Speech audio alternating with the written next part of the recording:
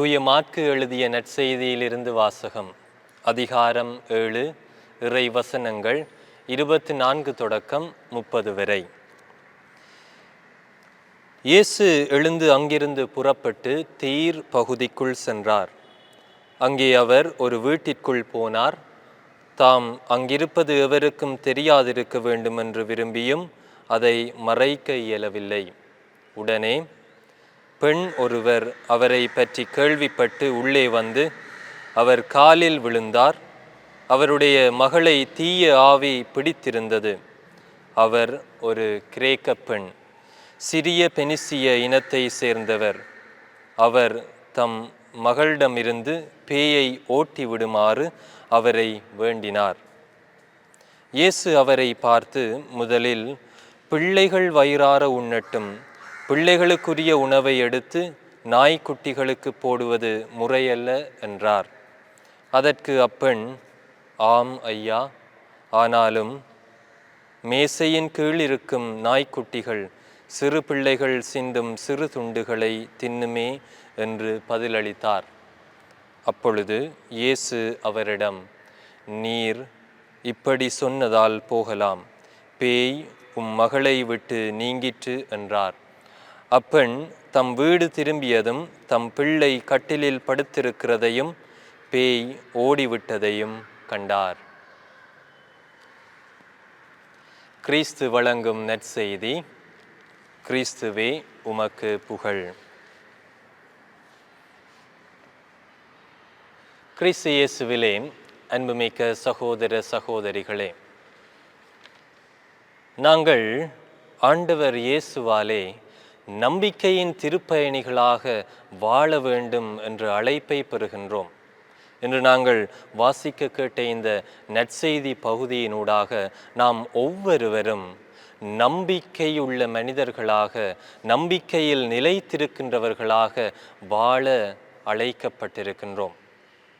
அன்புமிக்க சகோதரங்களே, யூத மக்கள் பிற இன மக்களை பாவிகளாக பார்க்கின்றார்கள். அவர்கள் ஒடுக்கப்பட்டவர்களாக நினைக்கின்றார்கள். பிற இனத்தவர்கள் தங்களோடு உறவு கொள்ளக்கூடாது, அவர்களும் பிற இனத்தவரோடு உறவு கொள்வதில்லை, பிற இனத்தவர்களோடு ஒரு மனம் முடிப்பதில்லை. அவர்கள் இவ்வாறு அவர்களை ஒதுக்கப்பட்டவர்கள் என்ற நிலையிலே தாங்கள்தான் ஆண்டவராலே தெரிந்தெடுக்கப்பட்ட இனம் என்ற ஒரு கர்வத்தோடு வாழ்ந்து வந்தார்கள். அதனால்தான் இன்றைய நற்செய்தியிலே நாங்கள் பார்க்கின்றோம், அந்த கானானிய பெண்ணை யூத மக்கள் புறம் தள்ளி வைத்திருக்கின்றார்கள். அவள் இயேசுவிடம் வந்து தனது மகளுக்காக வேண்டுகின்ற போதும் இயேசு கூட பிள்ளைகளுக்குரிய உணவை எடுத்து நாய்க்குட்டிகளுக்கு போடுவது முறையல்ல என்று சொல்லுகின்றார். அன்புமிக்க சகோதரங்களே, இந்த வேளையிலே ஆண்டவர் இயேசு கூட அந்த கானானிய பெண்ணை பார்த்து நாய் என்று சொல்லுகின்றார் என்று நாங்கள் நினைக்கக்கூடும். ஆனால் அன்புமிக்க சகோதரங்களே, அந்த பெண்ணினுடைய நம்பிக்கையை ஆண்டவர் இயேசு சோதிக்கின்றார்.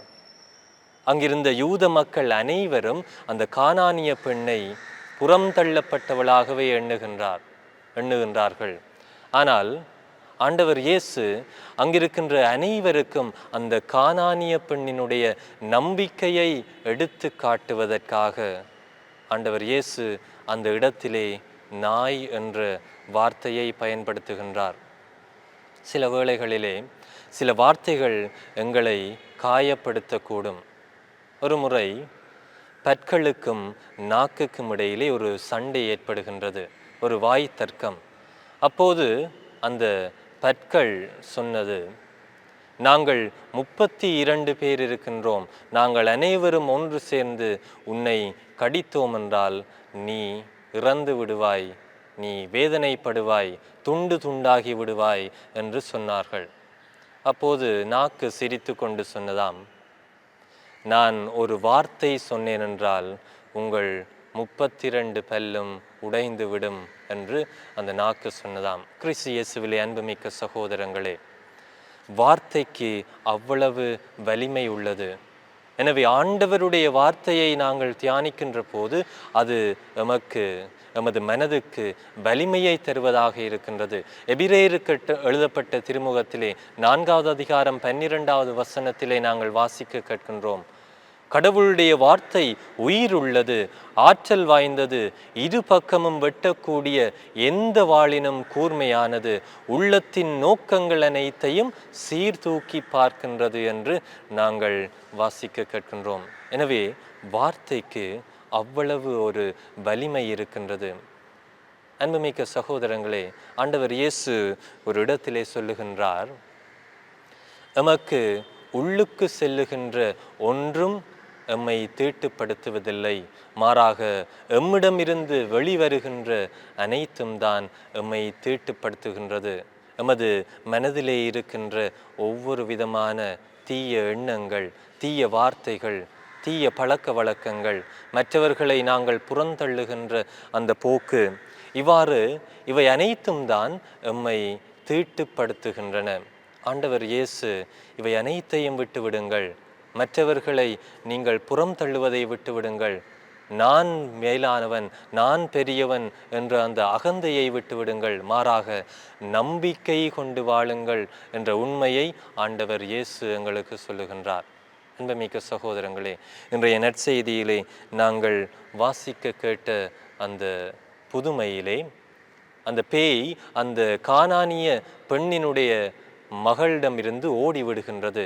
அது எவ்வாறு நடக்கின்றது என்றால், அந்த கானானிய பெண் தன்னை எவ்வாறும் பேசட்டும், அனைவரும் என்னை வெறுத்து ஒதுக்கட்டும், ஆனால் ஆண்டவர் இயேசுவிலே நான் நம்பிக்கை வைக்கின்றேன், ஆண்டவருடைய புதுமையிலே, ஆண்டவருடைய ஆசீர்வாதங்களிலே நான் நம்பிக்கை வைக்கின்றேன் என்ற அந்த மனநிலைதான் அந்த கானானிய பெண்ணுக்கு இவ்வாறு ஒரு புதுமை நிகழ காரணமாக இருக்கின்றது.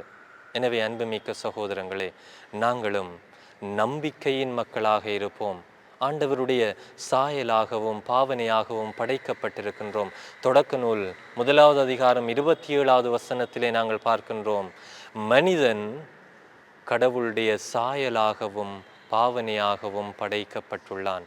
எனவே அன்புமிக்க சகோதரங்களே, ஆண்டவருடைய பிள்ளைகளாக, அவருடைய மக்களாக நாங்கள் வாழ்ந்து கொண்டிருக்கின்றோம். இந்த ஜூபிலி ஆண்டிலே நாங்கள் நம்பிக்கையின் திருப்பயணிகளாக பயணித்து கொண்டிருக்கின்ற போது ஆண்டவருடைய வல்லமையை நாங்கள் எங்களுக்குள்ளே பெற்றுக்கொள்ள முடியும்.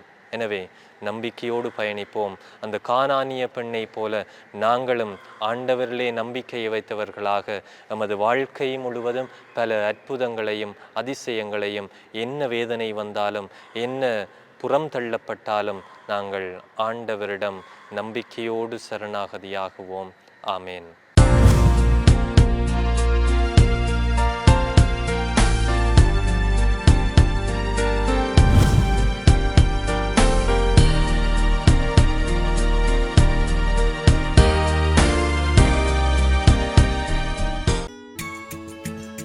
ஹோலி மேடையில் புத்தம்புது நிகழ்ச்சிகளை உடனுக்குடன் பார்த்து மகிழ எமது ஃபேஸ்புக் மற்றும் யூடியூப் பக்கத்தை லைக் செய்யுங்கள்.